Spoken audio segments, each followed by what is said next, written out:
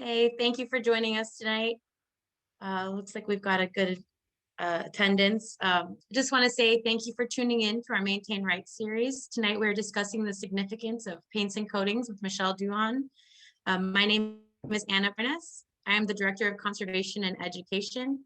You all may recognize Michelle from the cover of our June preservation and print issue. She's there and she's got a couple other photos within the magazine, and has really been a big part of the PRC and working on the Maintain Right program. Michelle has 12 years experience in architecture, construction, masonry conservation, and hands-on restoration. She recently combined her two businesses to create Southkick Design Build. She worked closely with the PRC, as I had mentioned, in creating the Maintain Right curriculum. And we're so happy that she has continued to be involved by teaching these courses and participating in a video series that we'll be launching later this month. And actually the one last night was launched for the peer reviews, and Michelle was a part of that. And we've got more to come. Before we begin, I just have a few other notes. The PRC is proud to be a resource for homeowners to empower them with the knowledge they need to spot potential problems in their historic houses and find ways to address them, including who to call when the problem requires a professional. With the generous support from the Louisiana State Historic Preservation Office and the Joanna Favreau Fund for Historic Preservation of the National Trust for Historic Preservation, Maintain Right will be launching a new website, free classes through the summer, and short video series through our social media and YouTube. I also want to say thank you to all the members and donors of the PRC who make our work to preserve New Orleans historic architecture, hoods, and cultural identity possible all year long. We are a 501c3 nonprofit and rely on the support of members and donors to work to protect the authenticity of historic city. This June, we are also hosting our Shotgun House Month. Check out our event schedule at prcno.org to find tour dates and trivia night. We're also asking that viewers of the Shotgun House Month consider a donation of $25, but any amount makes a difference. You can donate at our website. All donations taken during the Shotgun House Month will go directly to fund the PRC's Revival Grants Program, which makes free historic home repairs to low-income families in the Tremaine neighborhood. Donors of $25 and above will get a copy of our digital design guide, which is filled with 3D tours and detailed information on the featured homes.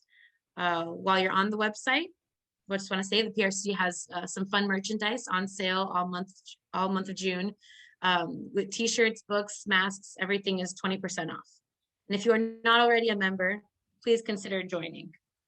And then finally, I just want to say that you can see us, but we can't see you. Please submit your questions anytime during the discussion via the Q&A or chat function at the bottom of your Zoom screen. I will be monitoring the questions and we'll get a chance to relay them at the end of the discussion. Just want to say thank you for attending, and thank you to Michelle again for hosting, and I'll let you share your screen and get started. Thank you. Okay, hello everybody. All right, let's see. My upfront disclaimer, I know a lot about historic preservation, but technology, no. So let's see. Let's see if I can do this right. I think you've got it. There we go. Yeah, okay, there we go. All right, well, hello, welcome. My name is Michelle, and I own Southkick Historic Preservation. We do a lot of, or offer a lot of preservation services. Like Anna said, we do everything from hands-on conservation. We do a lot of masonry and stone conservation. We make a lot of our own coatings. And we also do design, build services, tax credits for larger historic preservation projects. So we call ourselves a one-stop shop for historic preservation, and that's us. All right. Sorry. Okay, we're gonna jump into our paints and coatings topic tonight. This is one of my favorite topics to discuss within the historic preservation field. Today, we're really gonna be getting kind of broad strokes on a lot of different areas. We're going to talk about color, chemistry, types of paints and coatings, and then we're going to end the discussion with some maintenance. So, and Anna, if I for some reason miss a question that I need to stop and answer, you just interrupt me. Okay, you want me to go? I could go through it as you present, or we could do it at the end. but I like answering as I present. Okay. So yeah, just feel free to interrupt. All right. Awesome. Will do. Thank you. All right, let's jump in.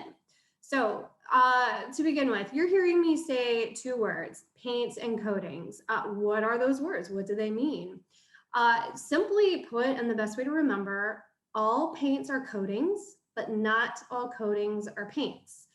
A paint is kind of what you think of it, what you think it is, right? It's a fully opaque membrane that's applied to different substrates, primarily used to impart color, and it can act as that waterproof membrane. Coatings are kind of everything else. They can be transparent or translucent. They serve a variety of functions. So again, all paints are coatings, but not all coatings are paints. And the images here, I have stains on the left, that's a type of coating, and paint on the right. All right, a few different types of coatings. You're gonna see these terms used interchangeably sometimes, but they really don't mean the same thing. So they're similar, these terms, shellac, lacquer, varnish, and polyurethane. Stain is different. But those first four, it's kind of this like sticky, liquid that you're gonna apply over something, and it creates a nice glossy shell-like finish, right? But they are a little bit different. A shellac is a natural product used mostly on furniture. It's gonna have your lower level of durability, and you're gonna know you've got a shellac on something because if you put something hot on it, it's gonna leave that white ring on the surface. That's a shellac. A lacquer is going to be extremely high gloss and give you a very durable finish. But you have to be careful with lacquers. You have to apply it with a sprayer and it can be much more toxic. A varnish is what you see on a lot of boats. Very durable finish coat used on boats and exterior woodwork. And then polyurethane, that's what you're going to find most or use most when you're dealing in the maintenance of historic buildings. Polyurethane essentially translates to a liquid plastic. And depending on the different additives that they put into the polyurethane mix, it's going to give you different sheens. Sheen being high gloss, semi-gloss, satin, or matte. Polyurethane, we put it on our hardwood floors, right? And you get to pick your sheen. But liquid plastic is what it really is.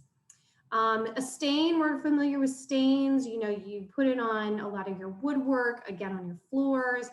And a stain has pigment suspended in a liquid. So it's gonna impart color, but it's not gonna give you that waterproof membrane. Moving on. The first slide had probably some of the coatings that we hear the most about, some pretty typical words. This slide is showing you some coatings that you maybe not be as familiar with. We're gonna start with a lime wash. A lime wash is, you remember when, Tom Sawyer or Huckleberry Finn, I think it was Tom Sawyer who's whitewashing the fence. That's a lime wash. A lime wash is a whitewash. At its most basic, it's made of a hydrated lime suspended in water. That's all it is. You can make it yourself, actually. It's a fully breathable coating that's meant to be applied over masonry or plaster. You can actually apply it to wood, and a little hint, if you ever see chalk paint that's being sold in stores, please don't pay $40 a quart for that. Chalk paint is essentially like regular latex paint with some lime thrown in it. So you can make your own for a lot cheaper.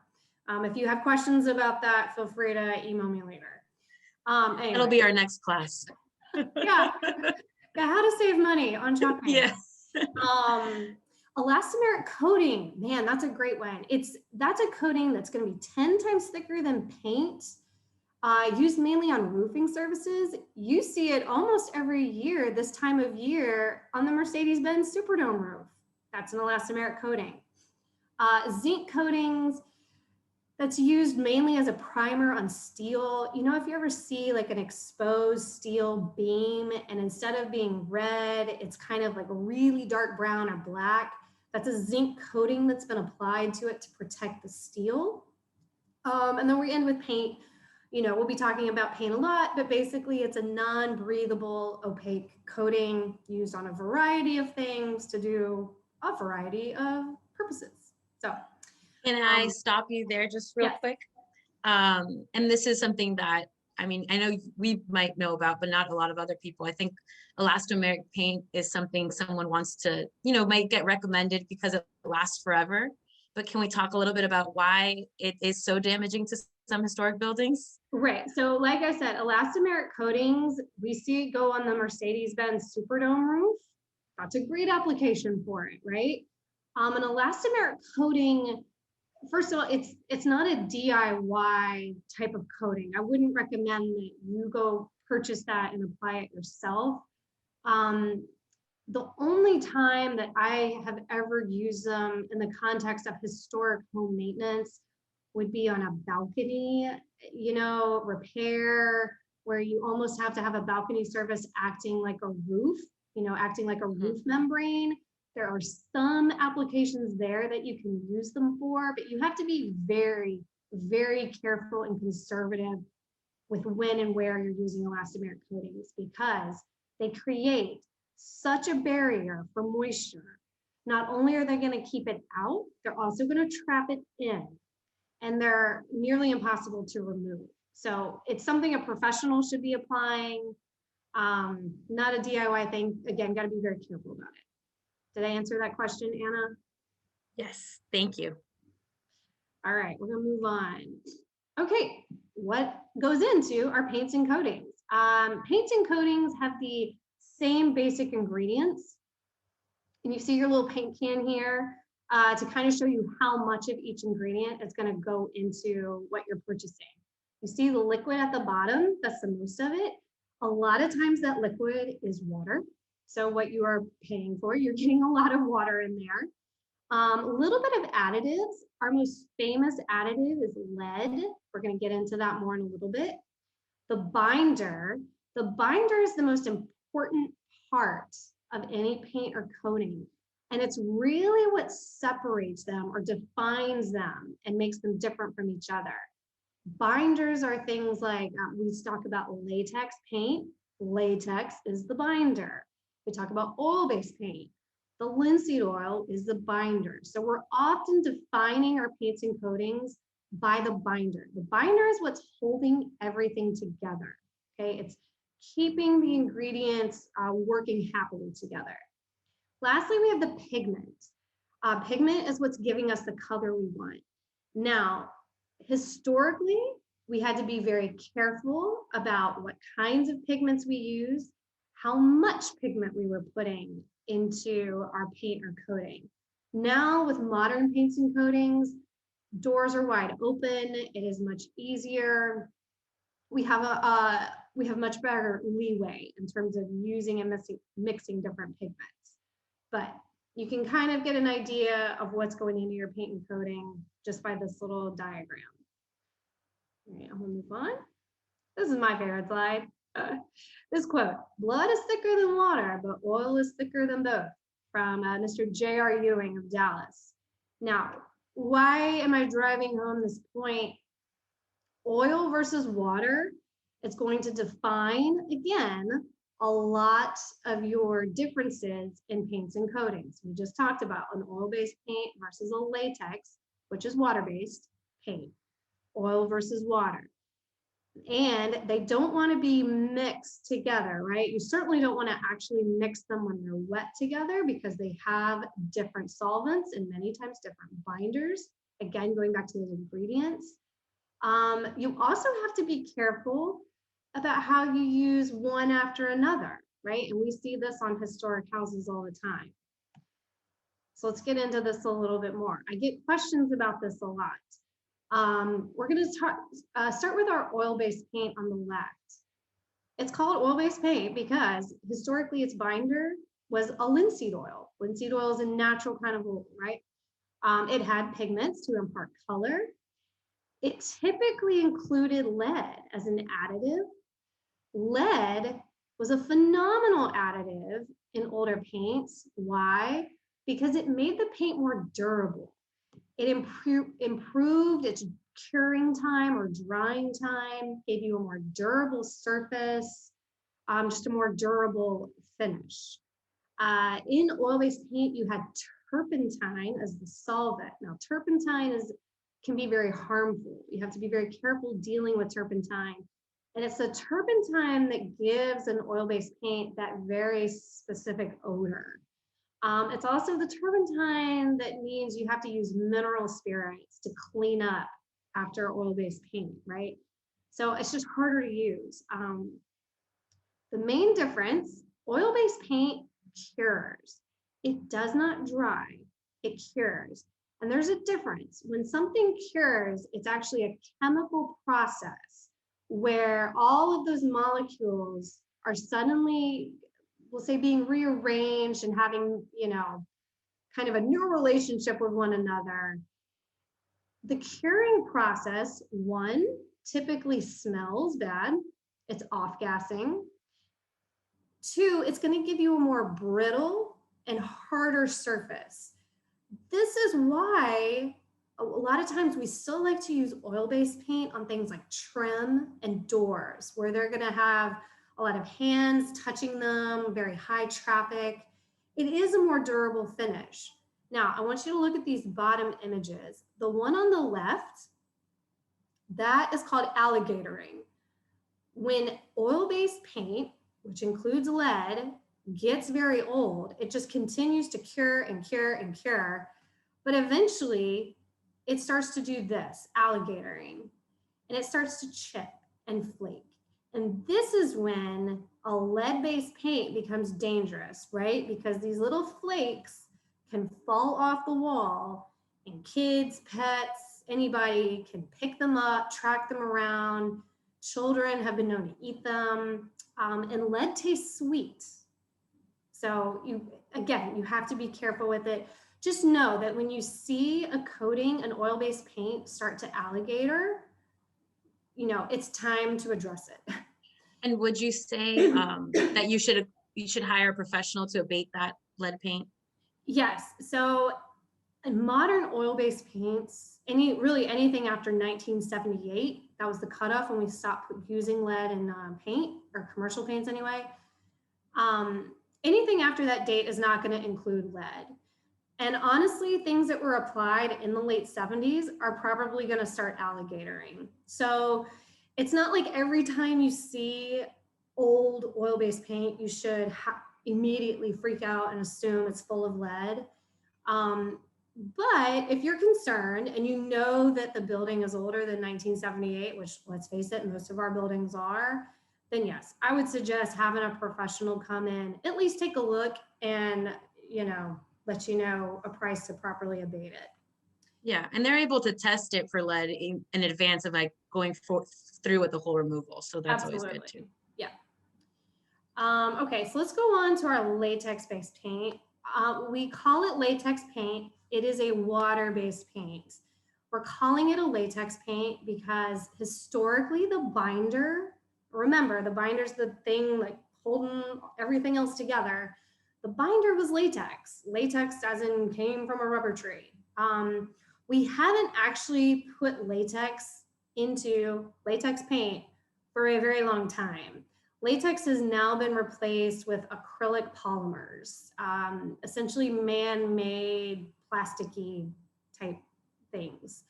So, again, we still call it latex paint. It's basically acrylic water paint is what we're using on our houses.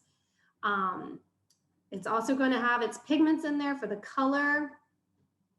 There was a very, very small point in time when latex paint and the use of lead as an additive overlapped, but such a minuscule amount of time, I wouldn't worry about that in your house, but it can exist out there.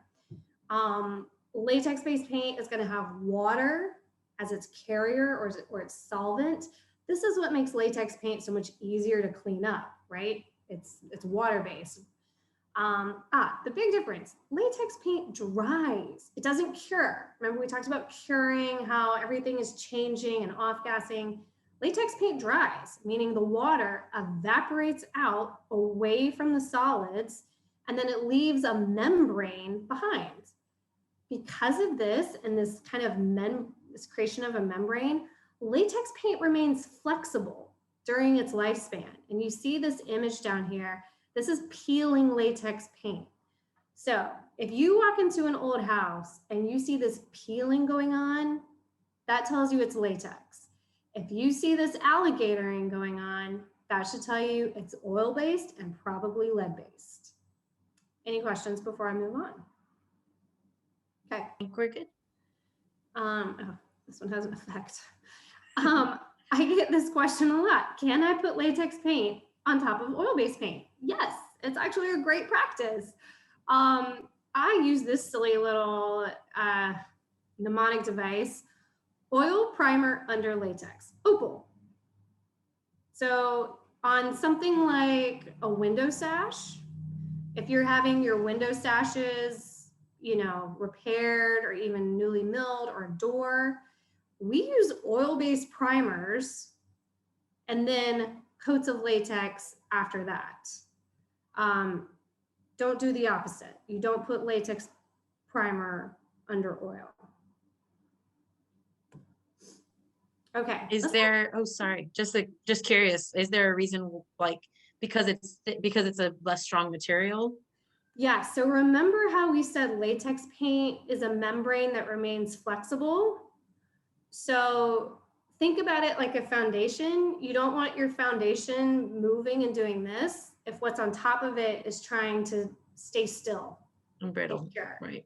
That movement and that flexibility is going to negatively impact that oil-based paint. It wants to stay brittle and very still. Mm-hmm. If I'm explaining that correctly. Yeah. But yeah, that's the reason.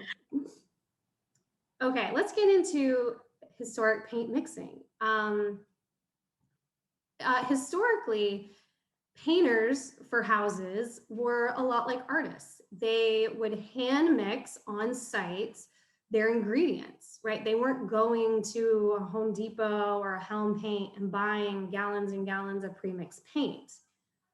They were mixing them on site, and they would alter their ratios and what ingredients they were using based on what color you wanted, what it was that they were applying the coating to, maybe how much sun it would be getting, all kinds of variables. But it was always done by a professional. The main reason, paint and coatings historically, and even really still today, can still contain some toxic ingredients.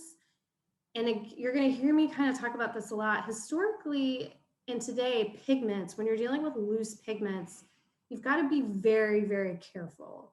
And again, the binders, in an oil-based paint, especially the fumes, it was just, you needed a professional to mix on site, to mix the ingredients properly, and to apply them correctly. Because again, old time paints were all oil-based.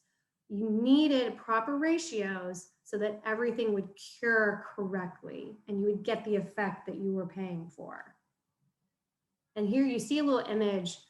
There is, I can't remember his name. He's in the Northeast, but there is still an artisan who mixes house paints this old-fashioned way. And this was an image from his website, and now it's killing me that I can't remember. But here you go. You see some linseed oil going into some what looks like pigment in here, and some paint cans behind him. So it is still done that way, but not very often. I did get one quick question about going back to using latex over oil paint. Yes. Aren't there any primers? They're asking, aren't there any primers that you could use so that you can paint oil over latex? There are some products out there where, if what you have is already coated with latex, you can put a coating that will essentially grab onto the latex and grab onto the oil and kind of act as a bridge. There are coatings out there that will do that. There are coatings out there that will do that for a variety of products, whether you're trying to put oil on top of latex, a lime wash on top of a paint. There are several, I call them like a bridge product out there that will help with that. I would just caution, just do your research very carefully. Yeah. Would the other option be in those situations just to sand or remove the paint prior to painting with the oil? Yeah, so, you know, if it's something like you've got, let's say a door and it's coated with latex paint and you want the latex paint gone, it's just not holding up. Maybe it was a bad paint job. Right, you can sand it down. Latex paint is pretty, you know, keep everything wet when you sand it, but you can sand latex paint. Make sure you have, you know, outdoors and a respirator and all that, but you know, and then you can do it, but there's no necessity.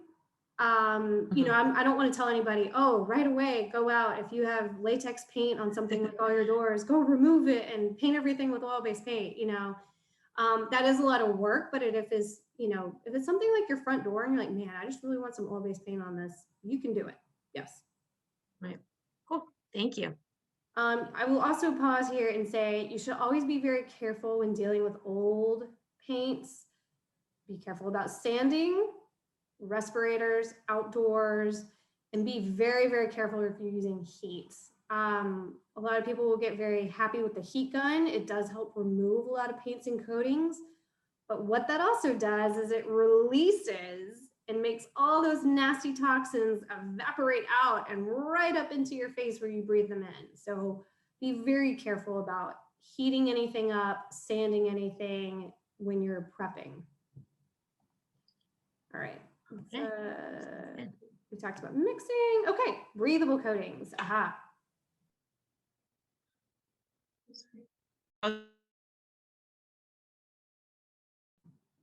Am I there? Sorry, I somehow muted myself. I told you I'm a preservationist. Technology is not mine. Breathable coatings. This is one of my favorite things to talk about because we make lime washes and it's really fun. So breathable coatings are the proper way, really a proper way to maintain historic masonry walls, historic plaster, or historic stucco. Breathable coatings are things like lime washes, lime paints, mineral coatings. You occasionally will hear the term a potassium silicate coating. These are all essentially a lime-based coating that you put onto a surface, and instead of creating a membrane, and that membrane is waterproof, the breathable coating gets absorbed into the substrate, right? So it's becoming part of the wall. It's kind of creating a shell. It's not creating a vapor barrier. It's being absorbed in, and it will still give some pigment. In fact, on this image on the left, you see a beautiful lime wash. This is what people usually want from a lime wash, this kind of movement, we call it modeling. And you get this when you apply your breathable coatings, your lime washes and things like that, because as you apply the lime wash with a brush and you're moving across the wall, as soon as you apply it here, it starts to dry or cure. And then as you move on, you know, it's drying constantly as you keep moving. And you might do 2 brush strokes in one area, you might do 4 in another. So you start to get a lot of this movement. And it's really beautiful, right? We kind of associate this look with historic plaster finishes a lot. If you've got historic plaster that needs some maintenance and it hasn't been coated with a bunch of like wallpapers and paints, a lime wash is a beautiful coating that keeps it safe, keeps it breathable, but also will add some durability to it. Oh, also a great option, if you look at this middle image and the one to the right, lime washes are great things to put on top of those old dusty fireplaces. Again, it's a fully breathable coating. You can mix pigments in it to get any color you want. And it's still gonna, you know, It's going to keep your masonry very healthy, but it's going to give you just enough of a barrier where you're not going to have that dust constantly falling on you. It can be really beautiful. So those are some of our breathable coatings. Again, breathability, very, very important in our paints and our coatings topic, especially with our masonry walls. Any questions? So far, so good. Okay.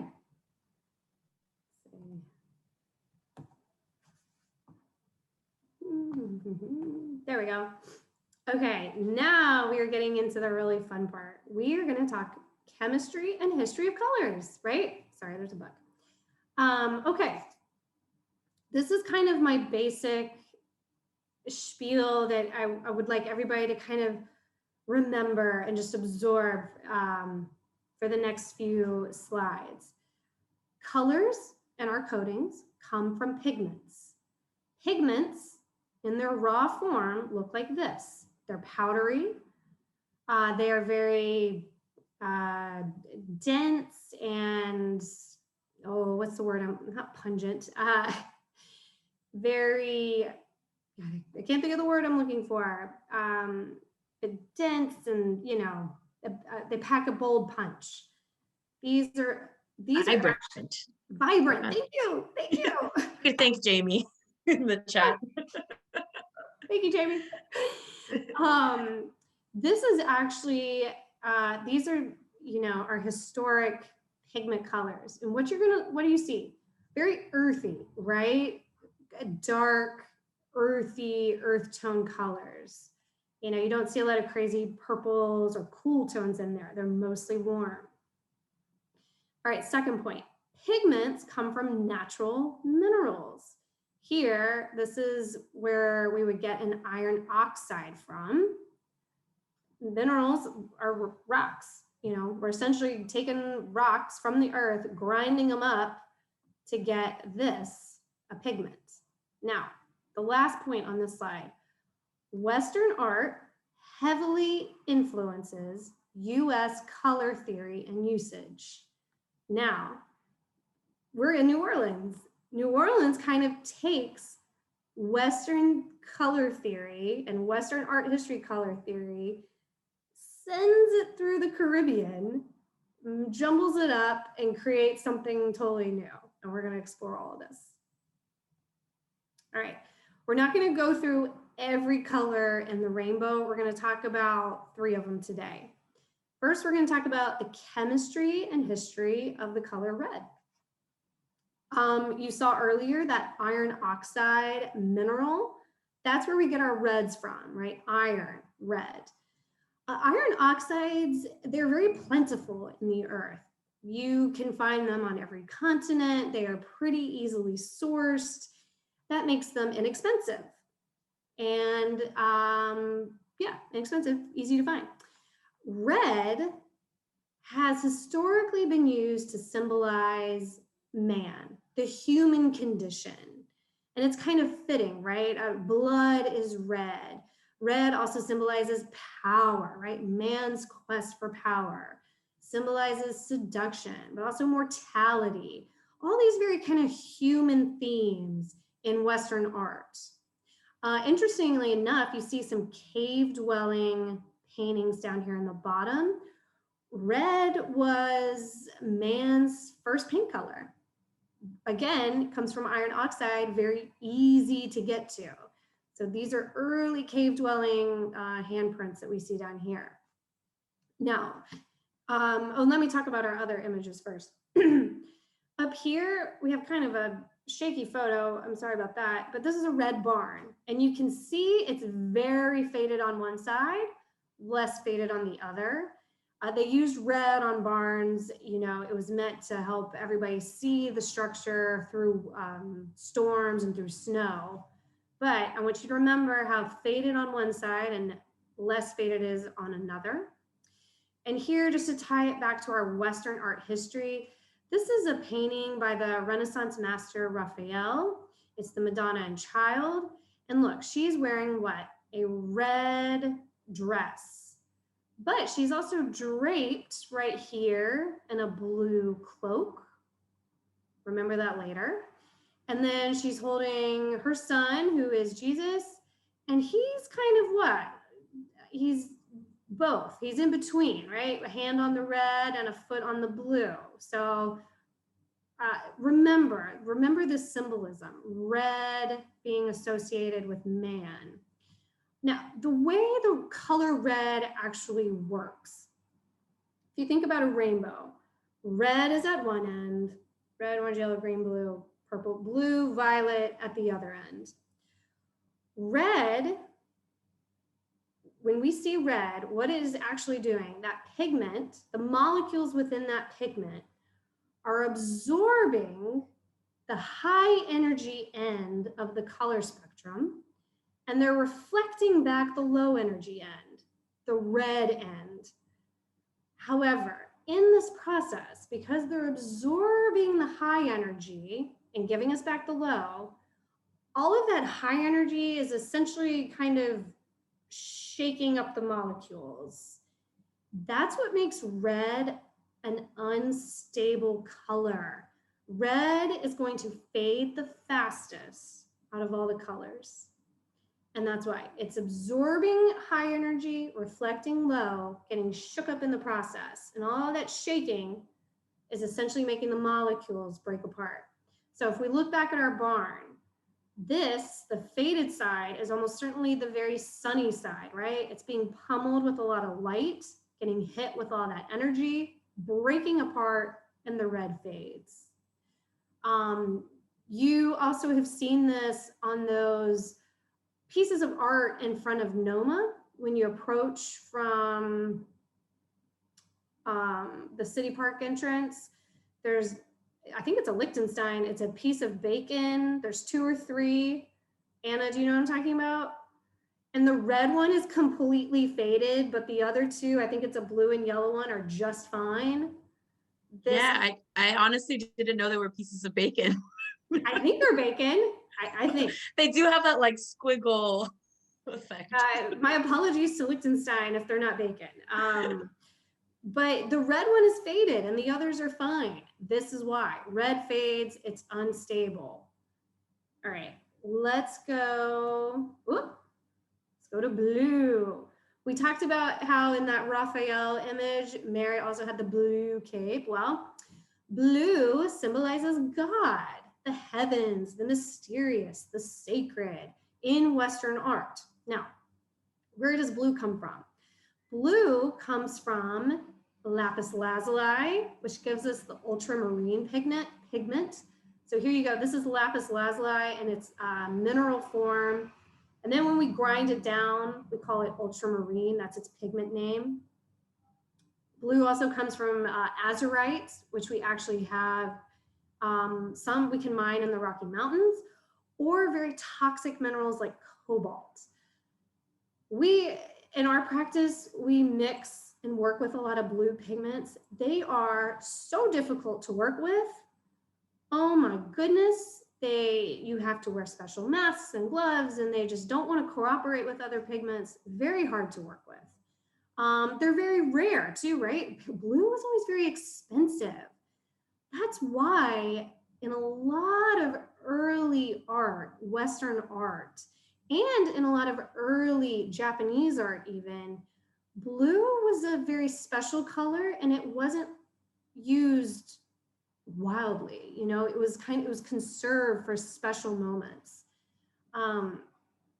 Because blue has always been historically difficult to find, expensive, hard to use, cultures throughout the world and throughout time have always tried to create synthetic versions of blue.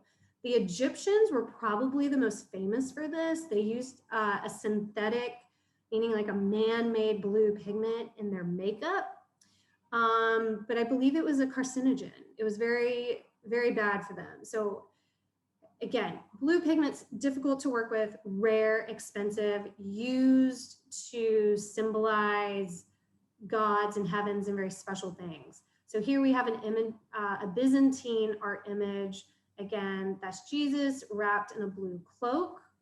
And then this image, this is a Vermeer painting, a Dutch painter Vermeer, the girl with the pearl earring. And the interesting thing about this, we actually see blue. He used lapis lazuli here and red lips. Conservators for the past decade have been dealing with the issue of her lips fading, and it's getting worse and worse. Why are her red lips fading? We just learned. Her blue hat is in great condition comparatively. And the interesting thing about this painting, and I'm going to step off of art history after this comment, is, you know, she was, we don't know exactly who she was, but they think she was a maid in Vermeer's household, and yet he chose blue, a blue cap, to adorn her with. So, you know, whoever, there are people out there who know more about Vermeer's life than I do. But anyway, an interesting piece of art and a good juxtaposition of how blue does not fade, but red does. All right. Michelle, Oh, yep. I know you work with blue, and I know you recently did a ceiling out at, I can't remember the cemetery's name, but when you, how hard is it at Metairie Cemetery, and you mix those yourselves in-house? We do. Man, and I'll be honest, we struggled with that color. I mean, we mix all of our lime paints on site. And so we have, you know, blue pigment that looks just like this. And we're trying to mix it, and they wanted a sky blue. And to get that, you're gonna mix it in with other pigments, right? Yellows and greens and a little bit of oranges and browns to get that depth. Any paint color that you ever get, it's never just one pigment. It's so many pigments layered on top of it to give you the color that you're actually seeing. But yes, when we worked on that, it was this beautiful curved ceiling on a society tomb in Metairie Cemetery. Again, the ceiling should be blue to represent not only the actual color of the sky, but the firmament, the heavens. But oh my God, that blue pigment just drove us crazy. Every time you would mix it, it would want to separate. It didn't want to play nicely with the other pigments. If we ever tried to leave it overnight, it would turn green on us. Wow. We were essentially having to remix fresh every day, and someone just had to sit there and constantly stir so that it wouldn't separate and get clumpy. It was so hard to work with, but the result was beautiful, I will say. It does look beautiful. All right, our last, I promise this is our last art history lesson, and I'm going to tie this back to building maintenance, I promise. We're gonna talk chemistry and history of the color purple. Purple really hardly exists in nature. In fact, the first purple paint that they created that wasn't just a mix of blue and red, it was purple on its own, came from excreting the mucus of a snail that was only found in Portugal. Weird, right? But that's how they got the original purple. But it's kind of fitting. Purple is a mix, you know, you remember from your school days of mixing red and blue together to get purple. Well, now we all know red symbolizes humanity, blue symbolizing God. You mix them together, you get a king, right? You get royalty. So it became a symbol for royalty, both in reality and in art. Here we have Queen Victoria, we have Queen Elizabeth, and an interesting side note, when was it? 1565? King Henry VIII, remember the big fat one from England, actually brought one of his own friends to trial. The Earl of Sussex brought him to trial, and his crime was for wearing a purple jacket. King Henry VIII called this man out for wearing purple, and he said, he is trying to usurp the throne, or he is representing himself as a royal by wearing this color. So color means things. It has a lot of significance. Okay, let's tie this back to our buildings in New Orleans now, and we're going to talk about color versus white paint. Now, we've seen what the color red, blue, purple, what they individually mean. Color itself was historically associated with the Catholic Church in Europe. Lavishness, extra, art, big, color, all of that. It was the French and the Spanish who bring those traditions into New Orleans during the colonial period. However, they're not just bringing them directly from France and Spain, right? Spain and its culture of color is also closely tied with that of Northern Africa. So it's going to bring that with it, especially heavy uses of yellows and browns. That's really going to tie into Moroccan color history. But it's also going to take all of that through the Caribbean, right? And then it's going to mix even more with African traditions and just all get jumbled up together. They're going to take all of that color theory and bring it here to New Orleans. What does that do? That creates a colorful French Quarter, right? Never, ever did they fill the French Quarter with white and brown and gray. It was always coated. You see a picture down here on the left, coated with breathable lime washes or mineral coatings that were bright. This was their culture. And this color actually told us or told people who these people were. Another great example of this, if you go down River Road and you're looking at the plantations, you're going to see many that are white and very Georgian in appearance, you know, Greek Revival, columns, white. You're going to see other plantations like San Francisco Plantation, Laura Plantation, that were painted in these beautiful, vibrant, bright colors. These signified things. If you had a brightly painted, colorful house, you were telling people that you were French-Spanish heritage, spoke French, Cajun or Creole ancestry, and Catholic.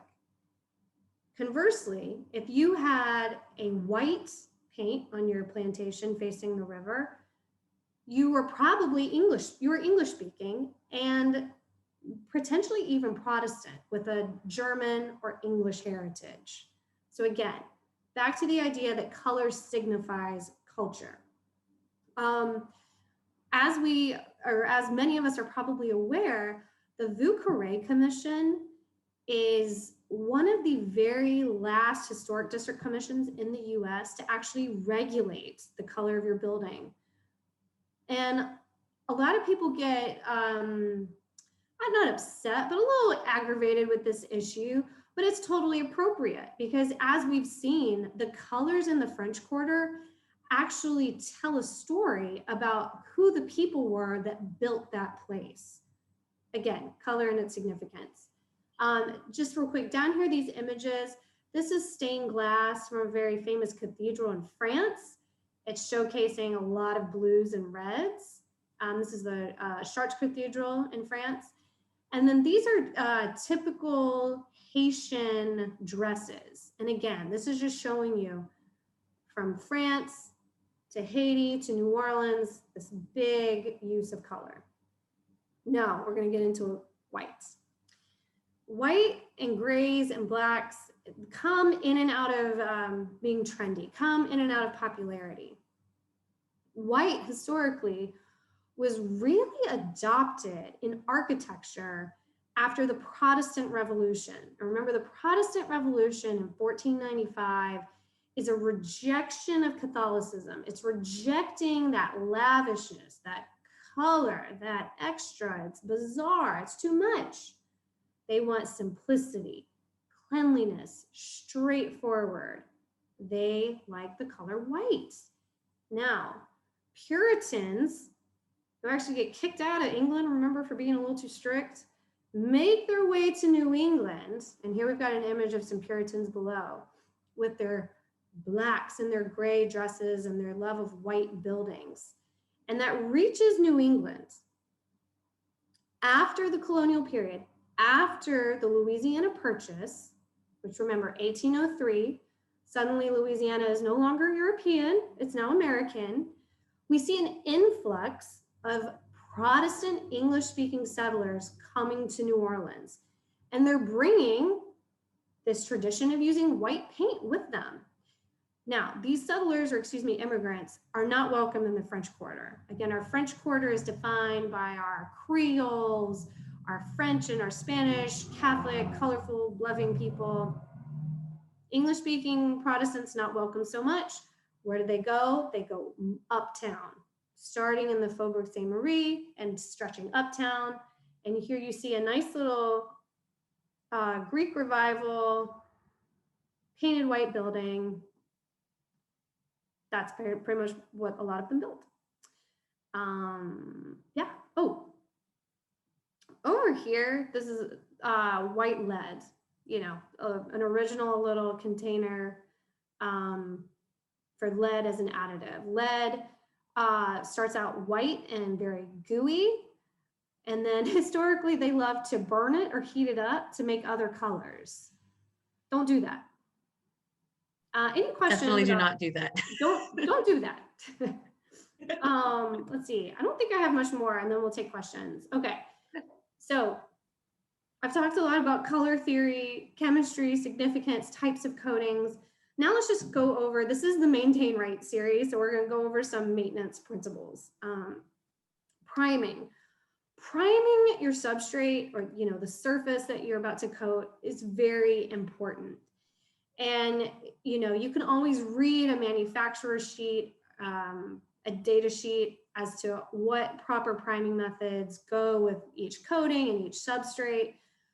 But don't skimp on priming. Don't skip on prepping. You know, if you need to sand as part of prepping and then put an oil-based primer, or maybe, you know, clean it and let it dry overnight, that's one I hate. You know, a lot of stuff we work with, it's like, oh, you're supposed to do something and then let it sit overnight. And you're thinking, oh, really? Well, what about an hour? Follow the directions. Prepping and priming are very important steps. I said this earlier, know what you are dealing with before you ever sand or use heat on something, especially if it's an older coating. Don't ever do it indoors, you know, where there's no ventilation. You cannot be too careful when it comes to this. I get questions, the next point, low VOC options. You're going to hear the term low VOC coating. VOC is a volatile organic compound, and it's part of, you know, what's going on in a coating that can make it cure, off gas, get sheen, do whatever it's supposed to do. About, 15 years ago, low VOC paints became very popular. And honestly, I think 15 years ago when they first came out, they probably weren't very good, but probably have gotten better since then.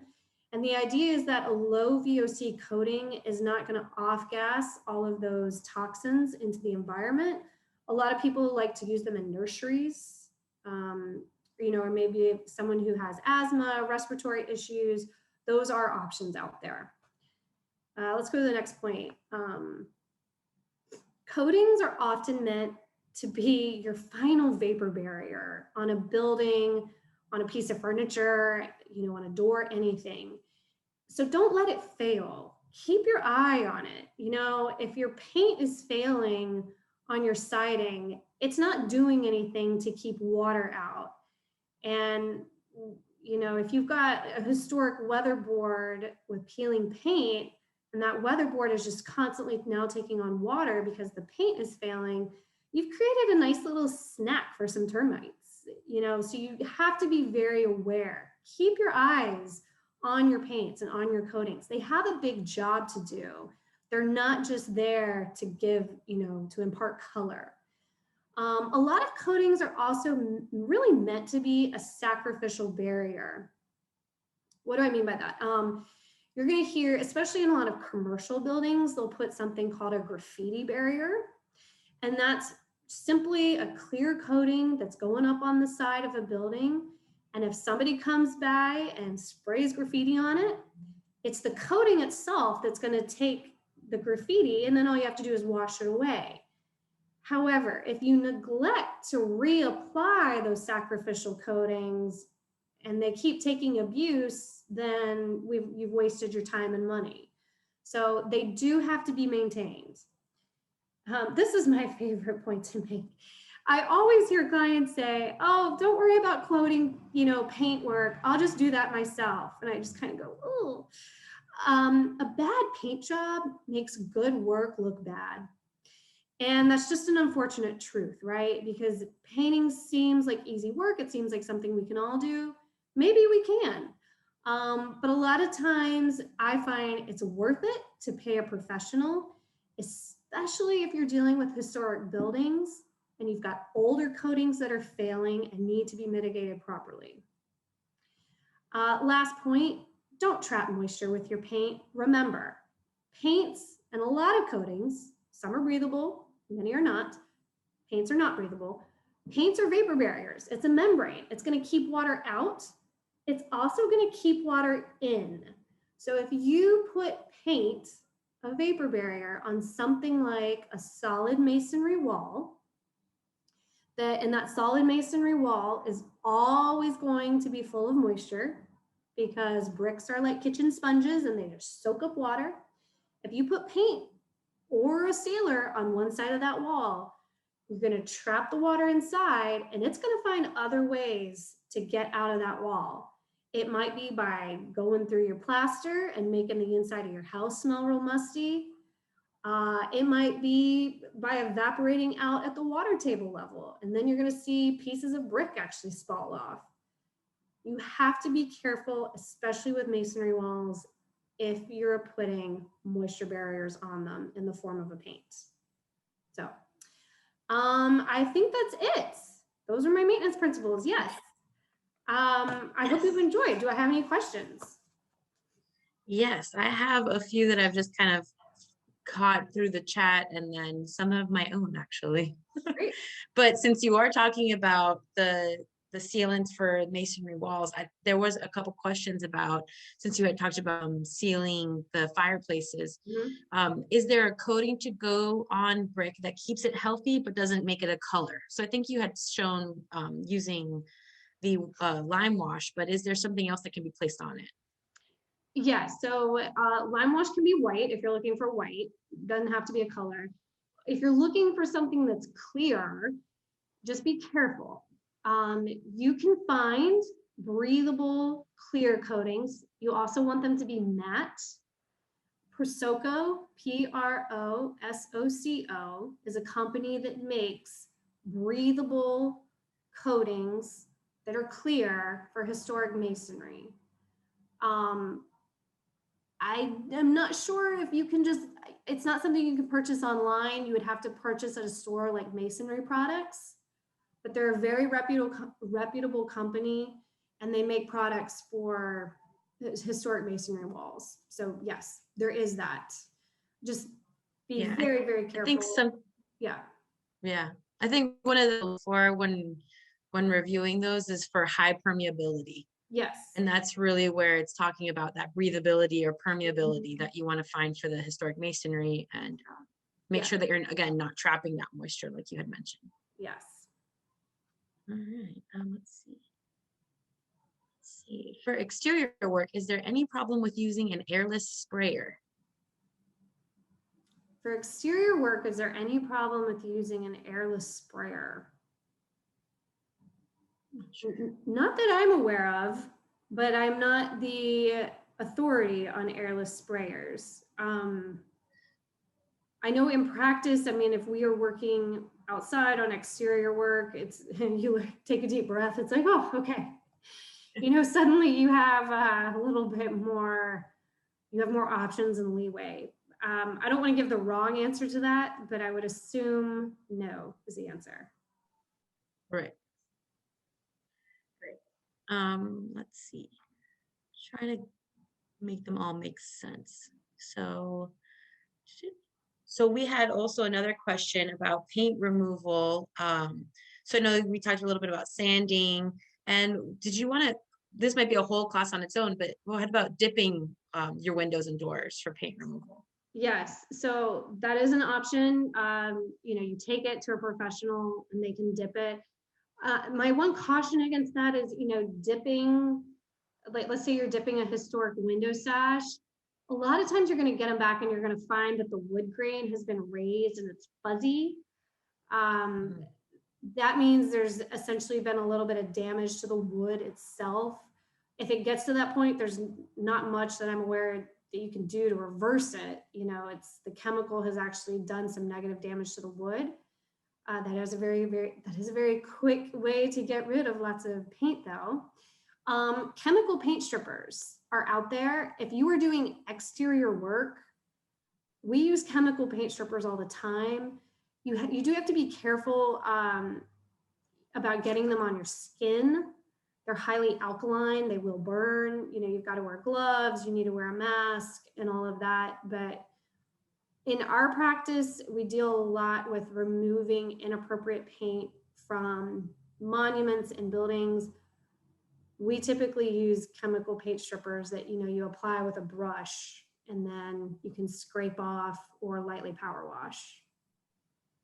That kind of goes into one of the questions that I had was for graffiti removal. Mm-hmm. So, you know, I think it's easier when you have graffiti on a painted wall where you could either just paint over it or wash it off if there's a barrier, like you had mentioned earlier. But with like an exposed brick wall, what are the best options for that? So the faster you catch it, the easier, right? And it completely depends on what they've used to graffiti the things with. We restored the Marie Laveau tomb years ago, and let me tell you, they had paint, they had lipstick, marker, blood. We found graffiti of all kinds of art medium, just on this one tomb. And the old lipstick proved really difficult to get off. And we ended up just having to like remove the plaster itself. Wow. Something about the oils and the pigments, I don't know.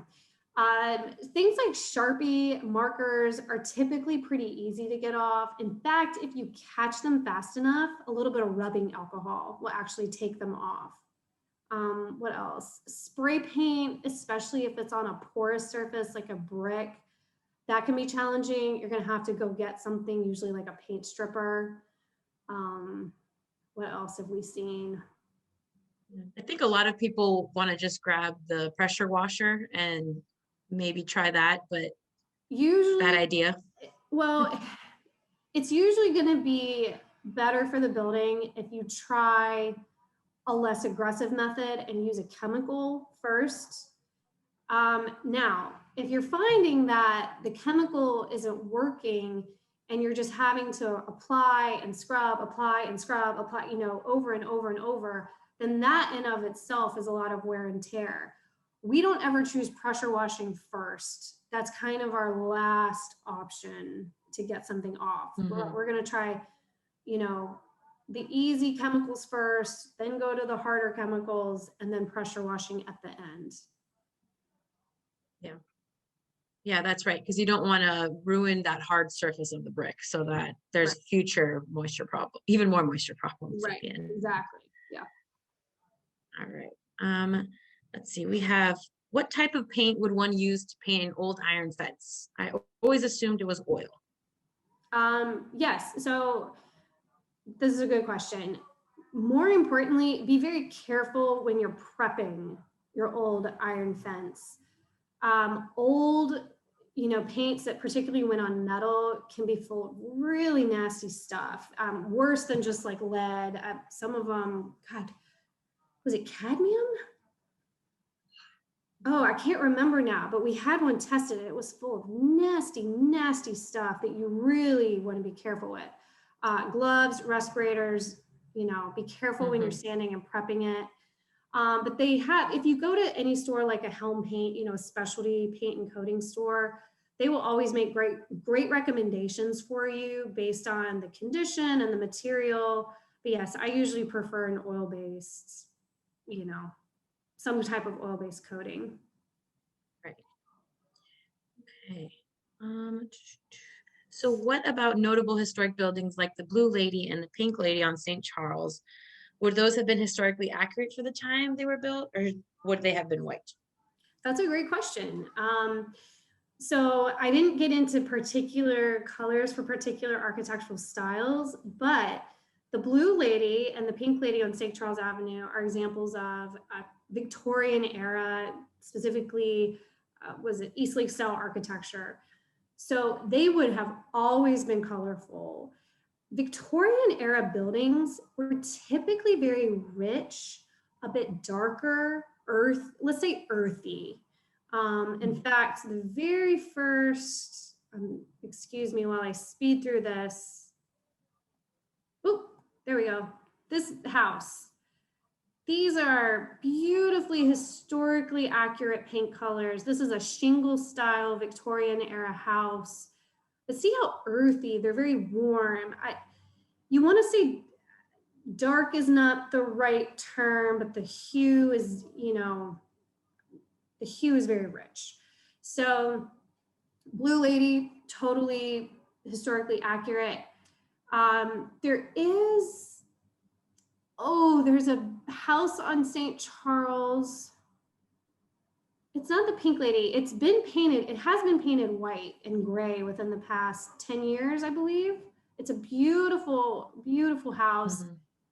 That type of architecture was never meant to just host white and gray paint. Always meant to be very colorful. That being said, most historic districts in the US, except for the Voc Commission and one in Charleston, most of them no longer regulate paint color. Why? Because it's something that changes and that's meant to be updated every, 5 to 20 years, however much you want, really. So put whatever color you want on your house, Do you ever get homeowners ask you to do a paint analysis to find the original colors of the house? Yes. That is so much fun. You take these chips of paint, you get to turn them and put them under a microscope. You have to be careful with that. Paint collects dirt.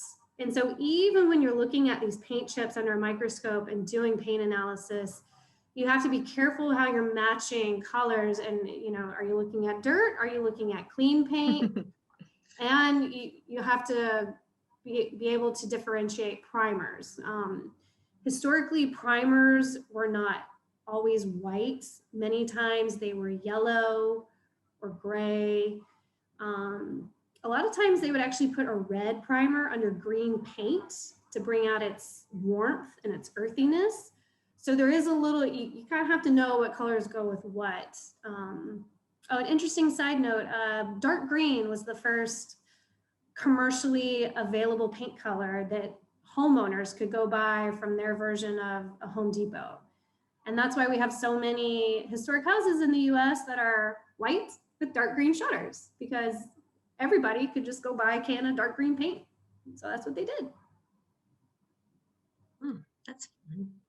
All right, I think I've got one last question, which seems very maintenance driven. This is a homeowner, and I'll give you it's a little bit longer. So, okay, I'm ready. An exterior column. So exterior columns on our front porch had been painted with latex paint when we bought our house. We have worked very hard to maintain them, always keeping them painted with latex paint. Despite all of our efforts, we cannot figure out how moisture is entering them and causing blisters that fill with water. Areas have been cleaned out, dried out, had Bondo applied, then repainted with latex paint. Unfortunately, the problem persists. Any suggestions you could offer would be greatly appreciated. I'm curious. That could be a lot of things. Yeah. What are the columns made of? I'm assuming they're a wood column. And what surface did they start with? Did they start with a latex surface? It sounds like they did. That's a hard one to answer without seeing them in person. We see paint blisters, like what you're talking about with latex paint, those big kind of like bubbling areas. We see that a lot when people put paint on top of stucco, because moisture needs to evaporate out. And it's creating like a little gas bubble under there. You've probably got something similar. I don't know how it would be getting through layers and layers. It can, and especially if it's wood, because they said they put Bondo on it. Moisture's getting in somewhere. Yeah, and I think sometimes people underestimate like the cap of the column. that they really need to extend past the column and slope so that their water is getting pulled away from the building and not just kind of falling onto the column and running down the column. And I think that might be something worth, again, with photos it's very hard, and I would ask them to please email me or email Michelle with photos, and we're happy to kind of take a look and see if there is something that comes to mind when we are seeing the condition. But there are a lot of issues that comes with paint, maintenance, columns, water. I think our biggest issue in New Orleans is really just moisture and water. And one of the things we're going to repeat during Maintain Right is just make sure water is running away from your building. You're not trapping moisture. I don't know how many times you'll hear it in our videos or classes or the articles you'll read, and but it's just really something that makes a huge difference. Yes, water is the enemy. And I recently had a client who's determined to do kind of a DIY, do-it-yourself paint job on her doors. And I reminded her, I said, don't forget, doors don't have 2 sides. They have 6 sides. You've got to paint the top edge and the bottom edge and those side edges. It's not just about the big slab that you see. It's a door has 6 sides. You got to get all of them. So. Well, I just want to say thank you, Michelle. This was awesome, and I really appreciate all the effort you put into Maintain Right, and we look forward to doing more classes with you. Well, thank you so much for having me. Thank you, everybody, for participating tonight. I hope everybody learned something fun, at least a little like cocktail hour conversation about, color theory. So anyway, thank you all for being here. Definitely. All right. Thank you, everybody, for joining us. And if you're not a member, please join. Our website is prcno.org. Thanks. Have a good night.